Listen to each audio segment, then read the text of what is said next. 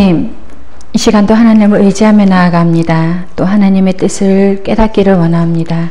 하나님, 우리에게 말씀하여 주셔서 감사드립니다. 깨닫게 하실 그 성령님을 의지하며 나아갑니다. 또 그 뜻에 순복하는 우리들 되게 하시고 시간 전하는 자나 듣는 자 모두에게 은혜의 시간 되게 하옵소서. 예수님 이름으로 기도드렸습니다. 아멘. 제가 이제 교육 전도사를 마치고 이제 교회를 옮긴 후 전임 전도사를 하는데 교회 여러 목사님들과 또 우리 같은 전임 전도사였던 분, 이렇게 우리 교회 목회자들 또 구역장 분들 이렇게 첫 신방을 하게 되었습니다. 첫 신방이어서 긴장도 되고 또 기대감도 있고 그렇기 때문에 아마 또 그게 그 상황들이 좀 기억에 남는 것 같은데요. 특별히 기억에 남는 이유가 이 일 때문이었습니다. 어떤 일이냐면 그날 신방 받는 가정이 6가정이었습니다. 그래서 아침에 2가정 신방하고 그다음에 점심 먹고 저녁 늦게까지 이렇게 이제 부산 전역을 그 당시 이제 교인들이 흩어져 있었거든요. 그래서 해운대까지 이렇게 신방했던 기억이 나는데요. 공교롭게도 그날 신방하는 6가정마다 집에 개를 기르고 있었습니다. 그래서 어떤 개들은 신방받는 내내 어딘가에 갇혀 있어서 나오지 못하니까 낑낑대는 거예요. 그런 개들도 있었고 또 어떤 경우는 주인과 함께 그 신방 자리에 앉아서 같이 앉아있는 그런 개들도 있었습니다. 그러다 보니까 이 신방받는 가정에서 개에 관한 이야기가 안 나올 수가 없는 거예요. 어떤 가정은 진짜로 개 이야기로 시작해서 개 이야기로 끝나기도 하는 그런 경우도 있었습니다. 그래서 아마 제가 그게 기억에 남는 것 같아요. 이쯤 되면 여러분들 가운데는 집에서 개를 키우는 거에 대해서 사실은 심기 불편해 하시는 분들도 계실 겁니다. 개는 개답게 키워야지 하는 그런 분들도 계실 것입니다. 여러분들의 경험이나 상황에 따라서 개를 어떻게 키워야 되는지 또 여러 의견들이 나올 수 있습니다. 어떤 사람들은 마당에서는 키울 수 있다. 또 어떤 분들은 거실까지는 들어올 수 있지. 또 어떤 분들은 침대까지도 허용할 수 있다. 같이 잘 수 있지. 그런데 그게 다 사람들마다 경험에 따라서 또 상황이나 환경에 따라서 다 다를 수 있습니다. 그러나 그럼에도 불구하고 개를 반드시 집안에 들여서 항상 사람 옆에 두어야 하는 경우가 있습니다. 바로 시각장애인을 보조하는 맹인 안내견의 경우가 그러한 경우입니다. 맹인 안내견의 경우를 보면 반드시 주인 옆에서 주인의 눈이 되어 때로는 주인의 보호자가 되기도 하고 안내자가 되어서 그렇게 주인을 도와주어야 합니다. 왜냐하면 눈이 보이지 않는 주인 옆에서 주인을 돕는 것이 이 맹인 안내견의 역할이기 때문입니다. 제가 이 맹인 안내견에 대한 자료를 찾아보니까 지금 화면에 보는 대로 리트리버 종류가 선호가 된다고 합니다. 왜 하필 그 많은 종류 중에 이 종이 이렇게 이용이 되느냐 하면, 왜 선호가 되느냐 하면 그 이유는 천성적으로 순하다고 그래요. 그래서 공격성도 낮고 또 사람에 대해서 친화력이 굉장히 좋다고 합니다. 이 리트리버의 경우에는 맹인 안내견으로 뽑히고 나면 여러 훈련을 받는데요. 훈련을 받으면서 또 은퇴하는 날까지 절대로 할 수 없는 것들이 있다고 합니다. 즉 맹인 안내견으로서 절제해야 되는 것이 있습니다. 첫째는 짖어서는 안 됩니다. 왜냐하면 아주 위급한 상황일 때만 짖어야 하기 때문에 평소에는 항상 과묵함을 유지하도록 훈련을 받는다고 합니다. 그리고 뛰지 않습니다. 왜냐하면 시각장애인과 함께 속도를 맞춰야 되기 때문에 주인과 걷는 속도가 일치해야 되기 때문에 절대로 뛰지 않고 천천히 걷는 훈련을 받는다고 합니다. 그리고 세 번째로는 외부인이 주는 음식은 탈이 날 수도 있기 때문에 아무리 배가 고파도 주인이 주는 음식 외에 다른 사람이 주는 음식은 먹지 않도록 훈련을 받습니다. 그리고 감정을 절제하는 훈련도 받는데요. 이 맹인 안내견으로 역할을 하는 이 덩치 큰 개가 자기 주인이 좋다고 이렇게 막 안기거나, 또 이렇게 애교를 부리면 주인이 넘어져서 사고가 날 수 있잖아요. 그래서 애교를 부리거나 투정을 부리는 그런 감정을 절제하는 훈련들을 한다고 합니다. 그리고 배변도 정해진 시간에 하도록 훈련을 받습니다. 이 모든 것이 절제에 대한 훈련이라면 그 다음에는 사회화 또 명령에 대한 복종을 받습니다. 훈련소에서 기본 훈련으로 여러 가지 훈련을 하고 난 다음에 사람들이 쓰는 언어에 대한 훈련, 또 횡단보도를 건너는 것, 버스 타는 것과 같은 교통수단을 이용하는 훈련, 또 주인이 혹시나 돈을 떨어뜨리거나 카드를 떨어뜨렸을 때에 소지품을 줍는 그런 훈련, 이런 또 외부 자극에 대해서 반응하지 않는 여러 훈련들을 받는다고 합니다. 맹인 안내견들은 이와 같이 여러 절제에 대한 훈련들을 받기 때문에 그것에 대한 스트레스, 왜냐하면 자기 본능을 절제하는 것이기 때문에요. 그리고 주인의 명령에 복종하는 그것으로 인해서 스트레스를 많이 받기 때문에 암이나 화병에 관련된 그런 병들을 많이 얻게 된다고 합니다. 그리고 딱딱한 아스팔트를 주인과 함께 걸어야 할 일들이 많기 때문에 근육과 뼈에 손상을 많이 입는다고 합니다. 이 안내견들이 이처럼 자신의 본능을 없앤 채 훈련을 받는 이유 단 하나, 바로 주인의 눈이 되어 주인을 도와주고 주인을 지키기 위해서입니다. 이것이 바로 안내견의 역할이자 임무입니다. 역할이란 단어를 제가 국어사전에 찾아보니까 이렇게 되어 있습니다. 일정한 자격을 가지고 자신이 하여야 할 바, 그 일을 해내는 것. 자신에게 주어진 자신의 역할을 다하는 것, 그것이 매우 중요한 것 같습니다. 이 맹인 안내견들도 자신에게 주어진 자신의 역할을 감당하기 위해서, 자기에게 맡겨진 임무를 잘 하기 위하여서 이렇게 고된 훈련을 받고 본능을 억제하며 살아가는데, 그렇다면 우리는 어떤가? 우리는 어떤 역할을 하고 있으며 우리는 또 그 역할을 잘 하고 있는지 한번 이 시간에 말씀을 통해 살펴보고자 합니다. 오늘 본문에는 주님이 명령 안에서 자신의 역할을 잘 감당한 사람 아나니아가 나옵니다. 사도행전에는요, 이 아나니아라는 사람이 세 인물이 등장합니다. 첫째로는 사도행전 5장에 나오는 삽비라의 남편 아나니아입니다. 이들 부부는 바나바가 자신의 밭을 팔아서 가난한 사람들을 돕고 또 교회에 헌금하는 것을 보고 자신들도 그렇게 하려고 하였지만 그 헌금 드리는 과정이 순수하지 못하였기 때문에 결국 탐욕과 거짓의 마음으로 성령을 속이고 주의 영을 시험하는 것으로 인하여서 베드로의 책망을 받고 결국은 목숨을 잃게 됩니다. 또 다른 아나니아는 사도행전 23장에 나오는 대제사장 아나니아인데요. 이 대제사장으로서 자신의 그 경건한 품위를 찾을 수 없었던 사람, 그리고 권력을 이어가여서 재물을 강탈한 사람으로 그렇게 표현되어 있습니다. 역사가 요세푸스도 이 대제사장 아나니아에 대해서 이렇게 기록합니다. 잔인하고 술수에 능하여서 일반 제사장들로부터 세를 받아 개인 재산으로 착복하고 고관 관리들에게 뇌물을 바친 인물, 이렇게 기록하고 있습니다. 그런데 오늘 우리가 읽은 이 사도행전 9장에 나오는 아나니아는 방금 제가 언급하여 드렸던 두 인물하고는 전혀 다른 인물로 증언되고 있습니다. 이 시간 우리가 이 아나니아에 대해서 살펴보기 전에 먼저 바울이라는 인물을 좀 만나야 될 것 같습니다. 여러분들이 잘 아시는 대로 이 바울은 예수님의 제자들에 대해 위협과 살기의 마음을 가지고 이 예수님을 구주로 고백하는 사람을 체포하기 위해 다메섹으로 갔습니다. 그리고 가는 도중에 빛으로 임하신 예수님을 만나게 됩니다. 강렬한 빛으로 임하신 예수님, 그 빛 가운데서 말씀하신 예수님을 경험한 바울은 빛의 광채 속에서 땅에 꼬꾸라지고, 그런데 이후에 다시 일어섰으나 눈을 떴지만은 앞을 볼 수 없는, 아무것도 볼 수 없는 그런 상태가 되었습니다. 혈기등등하게 다메섹으로 들어가려고 했던 이 바울은 결국 보이지 않는 상태에서 사람들의 부축을 받고 도움을 받으면서 조심스럽게 다메섹으로 들어가야 했습니다.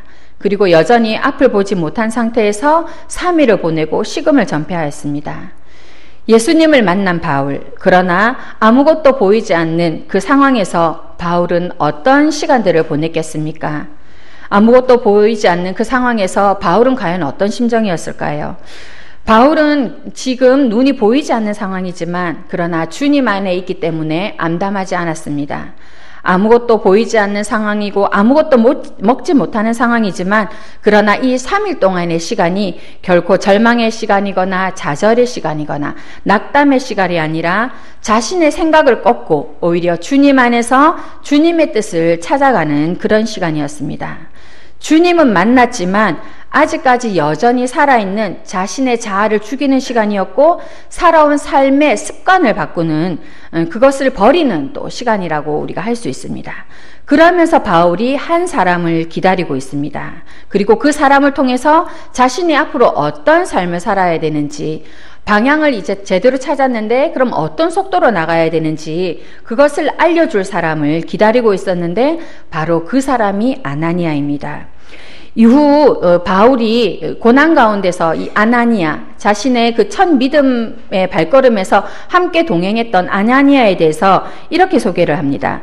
그는 구약의 율법을 따르는 경건한 유대인이고 예수님을 따르는 제자로서 모든 유대인들에게 칭찬을 받을 정도로 덕망이 있는 사람, 이렇게 사도행전 22장에서 함께 믿음의 동력자였던 아나니아를 소개하고 있는데요. 이 예수님의 제자, 경건한 아나니아, 이 사람은 기도 중에 주님의 음성을 듣습니다. 집가에 가서 바울이라는 사람을 찾아라. 그리고 그를 위해서 손을 얹어 기도해주고 다시 볼 수 있도록 해주어라. 그랬을 때에 아나니아가 어떤 반응을 보이냐면 당황해하는 반응, 그리고 주님의 음성에 대해서, 주님의 명령에 대해서 반대하는 반응을 보이게 됩니다. 왜냐하면 당시 초대교회 안에는 이미 이 바울에 대한 소문이 퍼졌기 때문입니다. 예수님의 제자들, 그리스도인들을 박해하는 이 바울에 대한 이 악명이 너무나도 널리 퍼져 있었기 때문에, 그리고 다메섹에 온 이유도 그것 때문에 왔다는 것을 알고 아나니아가 거부하는 모습을 보게 됩니다. 바울을 찾아가서 그를 위해서 기도해 주는 것, 그리고 주님의 뜻을 전하는 것이 너무나도 어려운 상황이었음에도 불구하고 주님이 말씀하셨기 때문에 주님이 이방인들을 위한 나의 그릇으로 사용하겠다는 이 주님의 음성을 듣고 결국은 그 말씀에 복종하여서 바울을 만나게 됩니다. 그러면 우리 말씀을 통해서 지금 아나니아가 바울을 만나게 되고 또 아나니아의 안수를 받은 바울이 어떻게 됐는지 우리 살펴보도록 하겠습니다. 사도행전 말씀 9장 17절에서 20절 말씀입니다. 17절에서 20절 말씀까지 바울이 어떤 변화가 되었는지 한번 봅시다. 시작. 아나니아가 떠나 그 집에 들어가서 그에게 안수하여 이르되, 형제 사울아, 주 곧 내가 오는 길에서 나타나셨던 예수께서 나를 보내어 너로 다시 보게 하시고 성령으로 충만하게 하신다 하니, 즉시 사울의 눈에서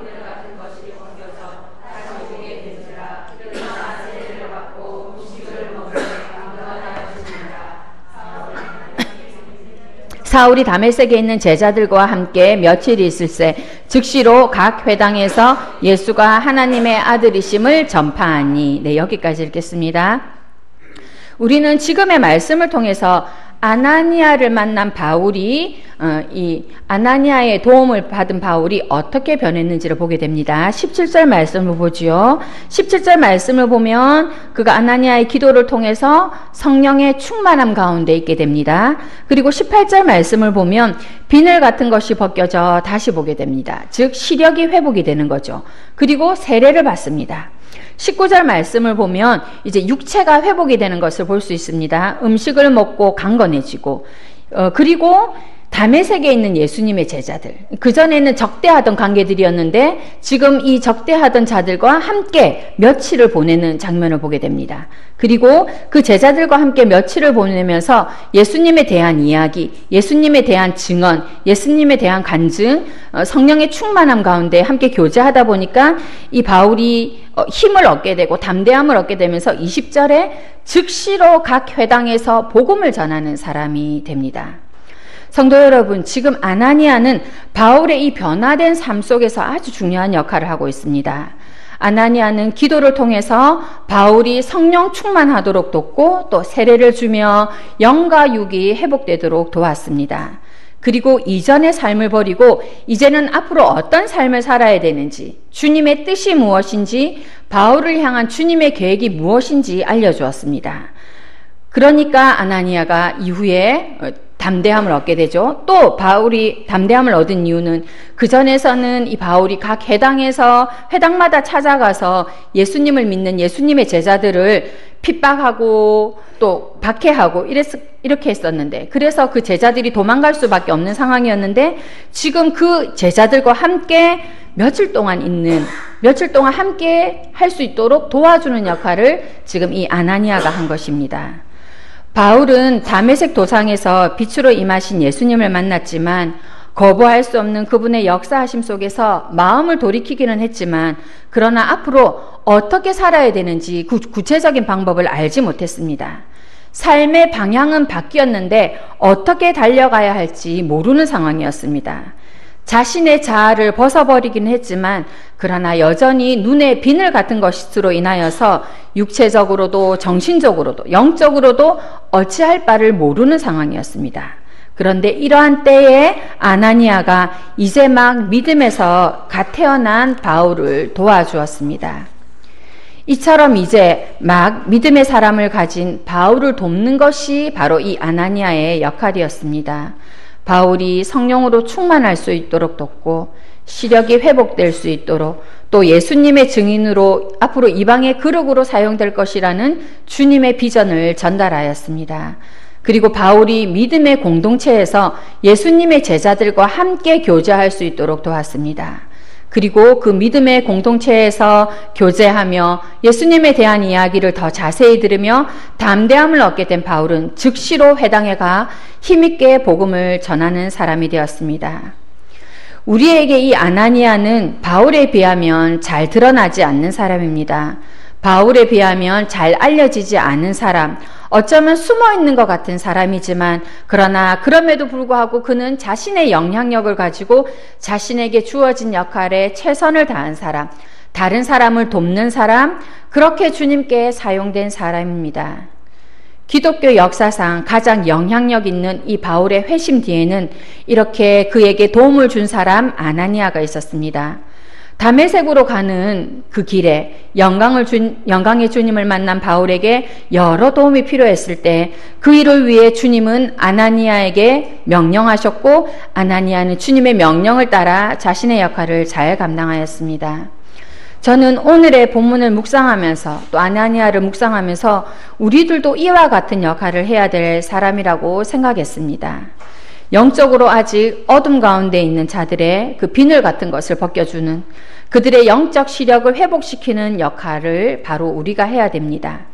영적인 어둠 가운데 있을 때에 아직 참빛이신 예수님을 만나지 못한 사람들에게 예수님을 알려주고 예수님께 인도하는 것이 바로 우리의 역할입니다. 그리고 예수님을 만났으나 여전히 앞날의 일들에 대해서 어떻게 살아가야 될지 모르는 자들에게 우리가 위로해주고 기도해주는 것이 바로 우리의 역할입니다. 이전에 바울은 예수님을 믿는 다른 제자들과 어울릴 수 없는 사람이었습니다. 제자들 입장에서 이 바울은 박해자요, 핍박자요, 목숨을 위협하던 사람이었습니다. 그런 바울이 극적으로 예수님을 만났다고 했을 때도 아마 믿지 않았을 것입니다. 몇몇은 아마 바울을 의심했을 것입니다. 예수님을 만났다는 바울의 말을 들어주지 않았을 것입니다. 그러나 아나니아, 모든 사람들로부터 칭찬을 받을 정도로 덕망이 있었던 이 아나니아 때문에, 아나니아가 중재의 역할을 잘 했기 때문에 그들은 바울을 자신의 동력자로 받아들였습니다. 아나니아 때문에 박해자 바울을 자신의 공동체로, 믿음의 공동체로 들어올 수 있도록 그렇게 허락한 것입니다. 이곳 다메섹에 있는 그리스도인들, 예수님의 제자들이 나중에 바울과 얼마나 신뢰하는 관계, 얼마나 친밀한 관계가 되었는지는 우리 22절 말씀부터 쭉 볼 수 있습니다. 바울이 복음을 전하다가 이렇게 담대하게 즉시로 회당에서 복음을 전하다가 결국 유대인에게 반감을 가지게 됩니다. 그리고 죽을 위험에 처하게 되는데요. 이때 바울을 광주리에 달아서 성 밖으로 탈출해 시켜주는 사람들이 바로 이 다메섹에 있는 예수님의 제자들이었던 것입니다. 회심 전에 바울과 예수님의 제자들은 서로 적대하는 관계였습니다. 바울이 회심해서 예수님을 만났다고 해도 이 아나니아가 중재의 역할을 잘 해주지 못했다면, 중보의 역할을 제대로 해주지 못했다면 그들은 여전히 서로를 의심하는 사이, 불편한 사이, 마음을 온전히 나누지 못하는 사이가 되었을 것입니다. 그러나 아나니아로 인해서 아나니아의 이 신실한 역할 때문에 바울은 믿음의 공동체에 들어갈 수 있었고 그 공동체 안에서 예수님에 대한 이야기를 더 자세히 듣게 되고 예수님에 대해 알아가며 서로가 믿음의 동력자로 함께 복음을 전하게 된 것입니다. 우리들도 마찬가지입니다. 우리들도 다른 지체들끼리 서로 잘 교제할 수 있도록 도와줘야 됩니다. 우리가 실수할 수 있는 부분이 무엇이냐면 나와 친한 사람들끼리의 모임, 나를 중심으로 나의 영향력을 가지고 모이는 모임, 그것에 대해서 우리가 관심을 가집니다. 그러나 그것은 주님이 원하는 모습이 아닙니다. 나뿐 아니라 다른 사람과 다른 사람이 함께 협력할 수 있도록, 다른 권사님과 다른 권사님이 서로 협력할 수 있도록, 다른 집사님과 장로님이 서로 협력할 수 있도록 그 중재의 역할, 중보의 역할을 하는 것이 바로 우리의 역할이라는 생각이 듭니다. 우리도 아나니아처럼 서로를 이어주는 역할, 그래서 나와도 동력하지만 다른 사람들끼리도 서로 동력할 수 있는 그런 것들을 도와야 될 것입니다. 그리고 또 어떤 경우 한 지체가 이 믿음의 공동체에 들어오는 것이 어려울 때가 있습니다. 그럴 때에 우리가 그런 모습을 보면 저 사람은 성격이 좀 소심한가 봐. 그렇게 하는 게 아니라 그렇기 때문에 그것을 보았다면 그것을 발견하는 게 나의 사명이구나 생각하고 그 사람을 잘 격려하고 또 이 믿음의 공동체에도 이야기를 잘해서 서로 협력해서 이 사람이 여전도회나 남성교회에 들어올 수 있도록 돕는 것도 또 우리의 역할이라는 생각이 듭니다. 지체들끼리 서로 불편할 수 있습니다. 또 온전한 하나를 이루는 것이 어려울 수도 있습니다. 그러나 그때 우리가 그 역할을 잘 감당하면 됩니다. 우리가 신실하게 잘 감당하여서 우리 공동체가 믿음의 공동체, 친밀함을 이루는 공동체, 또 그것을 넘어서서 복음을 담대하게 전하는 공동체가 되어야 되는 것입니다. 제가 설교 초반에 맹인 안내견에 대한 이야기를 해드렸습니다. 맹인 안내견이 주어진 역할을 이렇게 감당할 때에 절제에 대한 훈련, 또 명령에 복종하는 그런 훈련을 받았다고 말씀드렸습니다. 시각장애인을 잘 돕기 위해서, 그 역할을 잘하기 위해서 함부로 짖지 않고 시각장애인과 걸음을 맞추고 감정을 쉽게 드러내지 않는 그런 충견들처럼 우리들도 여러 가지 절제에 대한 훈련이 필요합니다. 연약한 자들을 돕기 위해서 우리들에게 이런 훈련이 필요합니다. 이런 절제들이 필요합니다. 또 맹인 안내견들이 시각장애인을 위해서 이렇게 훈련을 받는 것처럼 우리가 지금 받고 있는 이 여러 영적인 훈련들도 우리 스스로를 위한, 우리의 믿음 성장을 위한 그리스도를 닮는 거에만 그치는 것이 아니라 결국 우리가 받게 되는 이런 영적인 훈련들이 다른 사람들을 돕고 다른 사람들을 세우는데 선하게 사용되어야 되는 것입니다. 지난주에 우리 교회에 입교식과 세례식이 있었습니다. 자신이 죄인임을 깨닫고 예수님을 구주로 고백하고 이제는 그분만 의지하며 그분만 따르고 또 그래서 교회 일원으로서 그 권리와 의무를 충실히 감당했다는 서약을 하나님과 우리 교회 앞에서 했는데요. 우리의 역할이 무엇입니까? 바로 이렇게 막 구원의 길에 들어선 이런 분들에 대해서 잘 알려줘야 됩니다. 예수님에 대해서 또 교회가 어떠한 역할을 하는 곳인지 알려줘야 되고 앞길을 이끌어주는 것이 바로 우리의 역할입니다.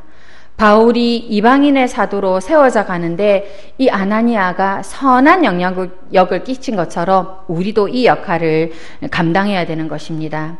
우리 주변에 보면 예수님께 예배를 드리기는 하지만 아직 제대로 주님을 알지 못하고 또 비전을 찾지 못한 사람들이 있습니다.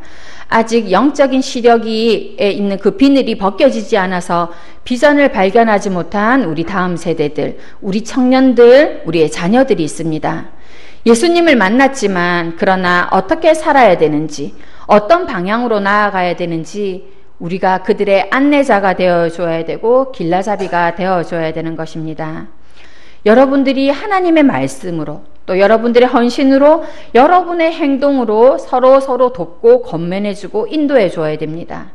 이것 때문에 하나님께서 여러분들을 부모님으로 또 교회학교 선생님으로, 장로와 권사님으로, 또 저를 목회자로 세우셨습니다. 바울의 회심 이후에 그를 이끌어주고 도운 주님의 신실한 제자 아나니아가 있었습니다. 위대한 사명자, 헌신하는 복음 전도자가 되도록 바울을 도왔던 아나니아처럼 우리도 다른 믿음의 형제들을 돕는 그런 역할을 잘 감당했으면 좋겠습니다. 우리의 역할들을 통하여서 그가 성령이 충만해지고 서로 교제하며 또 비전을 발견하는 그런 사람이 될 수 있도록, 또 특별히 우리 자녀들을 위해서 그런 역할을 할 수 있는 좋은 안내자가 될 수 있기를 바랍니다. 기도하겠습니다. 하나님, 많은 사람들이 자신의 역할에 대해서 책임지지 않으려고 하는 이러한 시대 속에서 행여 우리마저 그러지 않은지 살펴보게 하여 주셔서 감사드립니다. 우리의 역할이 무엇인지 깨닫게 하신 주님, 그 주님의 뜻에 순종하는 우리들, 그 주님의 뜻에 합당한 우리들 되기를 바랍니다. 아직 연약한 믿음의 형제들이 있습니다. 우리의 다음 세대들이 있습니다. 나의 자녀들이 있습니다. 그들의 영적 시력을 회복시키고 또 성령으로 충만케 되도록 우리가 잘 돕기를 바랍니다. 그들이 비전과 소명을 발견하는데 우리가 좋은 안내자, 선한 안내자 되기를 원하옵니다. 그렇기 때문에 우리가 이 역할 잘 감당하기 위해서, 우리가 이 임무 잘 감당하기 위해서 주님께서 주신 여러 훈련들 주님 받게 하여 주시옵소서. 예수님 이름으로 기도드렸습니다. 아멘.